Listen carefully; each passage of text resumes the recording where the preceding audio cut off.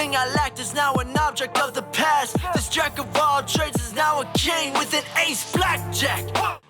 What's going on, everyone? It's CYMBA Does Music, and welcome to CYMBA Does Gaming. So what you guys are about to see is actually a re-recording of the first couple of episodes. I'm going to take both episodes and put them into one on this episode. I just bumped my mic like something crazy, because when I recorded the first couple of episodes for this series, I had a lot of mic issues. My mic kept cutting in and out. It was weird. So we're going to try it again. You know, let's try it once again. So the main reason I started this channel and wanted to do videos on this channel is this game right here. This is All Pro Football 2K8 right here. You guys can see that. My parents bought this game for me when I was a kid because at the time I was really getting into football. For whatever reason, John Elway was like one of my favorite quarterbacks at the time. Still is, actually. Like in top 5 favorites, he's up there. And seeing him on the cover and then being like, wait a minute, that's Jerry Rice and Barry Sanders. What is this? So, and the game was pretty cheap too, so they bought it for me. This was back in 2000, probably 2009, 2010. And, I've been playing this game ever since. This is still one of my favorite, video games of all time to come back to, let alone sports games, or should have been the other way around. Either way, I still love playing this game. And what makes this game so fun is the team building feature. As you can guess from the cover, you get the ability to create sort of a fantasy football team with NFL Hall of Famers. And of course, they're put into random teams with all original logos and everything because they couldn't use the NFL license. So they had to create the sort of fantasy league to go with these fantasy teams. Even with that, it's still fun. And you actually can recreate pretty much all of the NFL uniforms and get logos that are really close to them and everything. It's pretty cool, I'm not gonna lie. But then you can go the original route and come up with something completely new. And so what I wanted to do was create a series on this game where we do exactly that. We create a theme team, a team that's built for one specific thing. We'll do a full season with them, and then we'll go on to the next one. And guess who's deciding what the theme is? You guys. You guys decide what the theme of the team is. I want to just go through this game real quick and kind of show you the team building aspect. And you know what, we'll go to, I'll just pick one of my random teams, because as you can see, you can create quite a few teams here. So I'll pick a random team. Actually, this is the one I did in the last video, to just put a random team together to kind of show you guys how the game is played and everything. So as you can see here, you get 2 gold star players, 3 silver star players, and then 6 bronze players, all right? So you get 11 players that you can draft, quote unquote. Every other player after that, the game just puts randomly generated players on there. There are some in this game, though, that are sneaky good. It's like sneaky good, and, you know, hopefully we get some of those on our team. So if we go in and look at some of the players, you'll see that, so the way that 2K made themselves different from EA, I'm going to compare this to Madden a lot, so just beware. Just this video, though. I'm gonna try. One of the ways they separated themselves from Madden was the way that they made their players different. So in all the Madden games, they had the 0 to 99 rating, right? And even in 2K's last game before this, ESPN NFL 2K5, which is still regarded as one of the greatest football video games of all time, even in that game, they had the 0 to, actually, they went to 100 on that. 0 to 100 ratings for everything. Speed, strength, agility, catching, throw power, all that stuff. In this game, the way they made it different was adding in the special abilities. So as you can see, when you highlight different players, near the bottom, they bring up different special abilities. And of course, some of them are specific to position, but some of them are universal. I want to see if, like Clutch, for example. You know, Johnny Unitas has Clutch, I'm sure. Joe Montana's got clutch, and leadership bonus. That's another one. Both of those are universal to all. Like, any player can have those. Especially like wide receivers, running backs. They can have the clutch ability. Any player on the field can have the leadership bonus, stamina bonus. They can have those, but some are specific to quarterbacks, such as scrambler and laser arm, rocket arm, pocket presence, stuff like that. And then, running backs have some really fun abilities like branching tackles and cutback ability. And, Walter Payton's got his famous scissor kick and goal line dive and all that sort of stuff. That's what makes them really cool. And that's what also can make some of the team building fun, because you can go crazy and just say, I'm only going to draft a team full of players that have speed burner. And you can draft at every position: quarterback, running back, receiver, tight end, fullback, all the offensive line, all the defensive line, all that stuff. So you can get really detailed with your team building. So you draft all your players, and this is just a random team, like I said before. One thing I think is kind of insulting, but also kind of funny, is only when you get to silver that kickers come in. And it's only when you get to bronze that punters come in. I mean, yeah, case in point. Even Ray Guy, I think the first punter to ever go into the Hall of Fame, even he has clutch. So remember when I said everybody can have clutch? But yeah, you draft your team, and then this screen here is where you set your random generated players, and every random generated player has certain strengths. So if I go to run block, you'll see that the offensive line almost completely changes. And if I go to pass block, it almost completely changes. And even if I go back and forth, you can see that the first balance group I get is different from the other balance group. And it goes that way throughout the whole offensive line, defensive line, linebackers, cornerbacks, safeties. You get the idea. Then you can set your team logo, where your team plays, your stadium, and your uniforms. Like, the main logo options have their own stadium, and they're kind of crazy. And then here's your uniform editing option. And what's cool but kind of annoying, if you're just simple with it and want to keep a lot of continuity with uniforms, is you can edit your home jersey and your away jerseys differently. If you look at just this first part with the jersey, this is setting the stripe that goes down the side, right? I can have that completely different from the home jersey, which is cool. It gives you freedom. So I kind of want to quickly jump into a game, but I'm not going to do that. We'll save that for when we actually get to episode 1. Now, for the team that we're going to be using for season 1, I hit up one of my good friends who's a huge football fan, almost as nerdy about it as I am. And he had a pretty good suggestion in that a lot of content creators, I'm not trying to compare myself and be competitive with other content creators. This is all one big happy spot that we're all just trying to share. Am I right? But my buddy had a really good point in that a lot of content creators now tend to just throw the ball deep and use glitch plays and stuff like that to move the ball. So my friend had the idea to create a team that can just run the ball really well. And that is where this team comes in. The Milwaukee Badgers, and when you see their uniforms, you'll understand why. So to break down the roster real quick, we got O.J. Simpson as our running back. We got Jim Otto at center. Joe DeLaMilleur. I even told myself when I was going to re-record this episode that, oh yeah, I'm going to learn how to say his name. I didn't do it. Okay, he was with... Okay, so he actually probably played with O.J. Simpson. Browns, and finished with the Bills.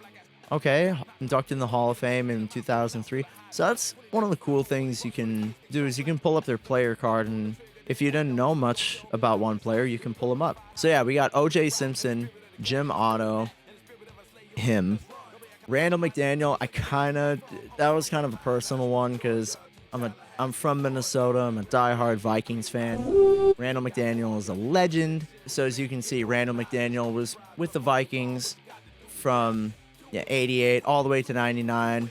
Spent a couple years at Tampa Bay. Len Dawson is our quarterback. The reason I picked him is because, sorry if you guys hear any noise in the background, we're just moving some stuff around in the house. Reason I picked Len Dawson is because of the play fake ability. He's actually the only silver quarterback and bronze quarterback actually that has the play fake ability.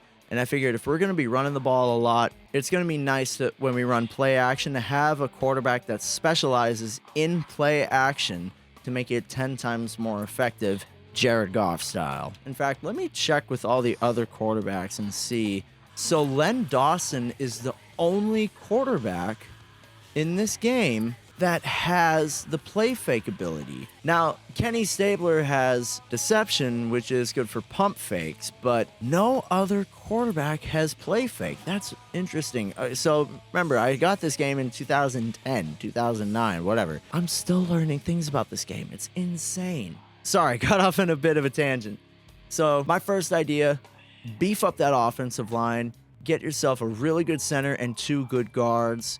Especially if you're going to be running the ball a lot, it's better to have really good guards than really good tackles. Tackles are a little better in the passing game, but you can get by with having decent tackles when it comes to being a run-first team. So when you're running zone, the center is one of the most important positions to have. They call it the pivot position for a reason, and that's the reason why with the Philadelphia Eagles their run game is so good, is because they have Jason freaking Kelsey, who's one of the best centers in the league. So I wanted to do something like that. I got a really good center and 2 really good guards, and then a really good running back to run behind them, and OJ Simpson. I actually picked OJ because I had actually never played with him before, but he has speed burner and breakaway burst, which I found out helps a lot. And then, yeah, we got Len Dawson. Pete Metzelaars in this game is kind of a glitch at tight end. He's one of those players that plays above his rating. So he's bronze, but the production I can get out of him is silver for sure. Alvin Harper, haven't had him on too many teams, but the teams that I have had him on, he's always been a very, very solid receiver. We got Dan Saliamua. He's another player who plays above his star rating. At D tackle, he is a menace, and he can cause a lot of tackles for losses and get pressure on the quarterback and stuff like that. So at inside linebacker, we have Scott Studwell. Part of it is because of, Vikings bias. But the other thing, too, is Signal Stealer. Quarterbacks can have this ability too, but it's more effective when the defensive players can have it. And this is one that multiple positions can share. So like quarterbacks, linebackers, there's even some cornerbacks and safeties in this game that have Signal Stealer. So that's big. And then leadership bonus, he just helps all of his teammates play better. And then I did just realize this. We have 2 safeties who wear number 41. That is definitely not confusing at all. Eugene Robinson, ball hawk, and coverage bonus. I'll take that. That's big. And then Charlie Waters, also a ball hawk, but he helps in the run. And in case you couldn't tell from the uniforms already, you might have an idea where I got the idea of the team from. Obviously, yes, this is slightly based on the Wisconsin Badgers, because I don't watch a lot of college football, but when I think of the Wisconsin Badgers, I think of the same thing. I honestly think of the Minnesota Golden Gophers, teams with big offensive linemen who just pound the ball, and really just generate offense off of running the ball and play action, which is exactly what we're going for on here. As for our stadium, it's just we're in Metro Stadium, like it says here, a multi-purpose open-air stadium that's currently home to a semi-pro baseball franchise. What's funny about this is this stadium can actually hold more than some of the bigger stadiums that main teams stay in. But let's just take a little look here. So you got Blue Sun Stadium. This is home of the Minneapolis Werewolves. It says no stadium is louder than Blue Sun. Yeah, this is kind of a play on, this was back when the Vikings were in the Metrodome, and the Metrodome was always regarded as one of the loudest places. Famously, Aaron Rodgers even said that he thinks the Metrodome was louder than US Bank Stadium just because it was so much smaller. So they kind of played off of that, and you can see it's got the big werewolf in the one end zone with the castle and everything. With the Top Guns, they got the aircraft carriers and all the planes. This is my favorite because I love sharks. Home of the Sharks has the giant shark in the center of one end zone, and then on the other side it has like this big waterfall with dorsal fins on it. It actually looks super cool.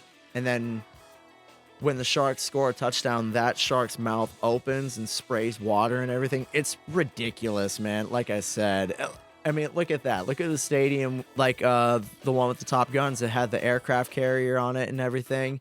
Just because this one I think is actually pretty cool with all the little statues in their little columns. It kind of reminds me of the old Chargers stadium when they were in San Diego, how they had those little spots with flags for every NFL team. The one for the Iron Man is pretty cool too. It looks like it's just made of steel. But the most ridiculous one, besides the one with the Firebirds with the giant phoenix in there, I personally think the craziest one, although that one is pretty cool too, Home of the Beast has a giant beast in there, is Liberty Park. I mean, come on. It's got Mount Rushmore. To the left, you see the White House. I'm sure on the other side, there's a giant cheeseburger there. Down by Mount Rushmore, there's Uncle Sam's hat. I'm sure somewhere in that stadium is a giant statue of an apple pie. Actually, fun little fact about this stadium right here. Actually, it's not even with the stadium. It's with the Assassins itself. When this game originally came out, there's some stock teams that just have Hall of Famers already put on the team. 2K actually put O.J. Simpson on the Assassins.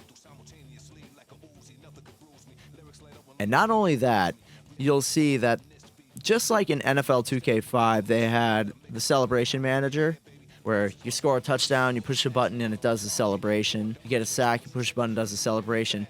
Each team has their own unique celebration along with the other ones that you can set. Obviously, the Assassins is that. And for some reason, 2K still thought it was a good idea to put O.J. Simpson on this team.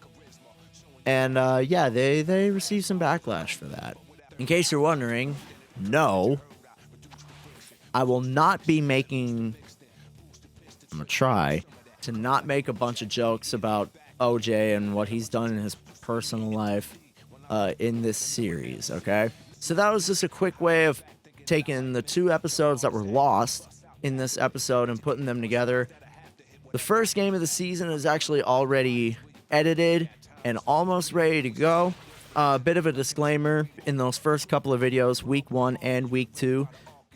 Game audio is going to be a lot louder than it's going to be in future games. I noticed in editing that game audio was a lot louder than it needed to be. In some cases, it was actually even louder than my voice. This game, in general, is louder than normal. But just bear with me. Those first 2 games, the game audio is going to be a lot louder, but it will fix itself. I have it a lot quieter now. But that's just the introduction to this series, man. I hope you guys are excited for this game. I know this one was kind of an information dump, and unless you're a board gamer, no one really likes that, I know. But there's some really cool things about this game that I wanted to showcase first before we jumped straight into the season.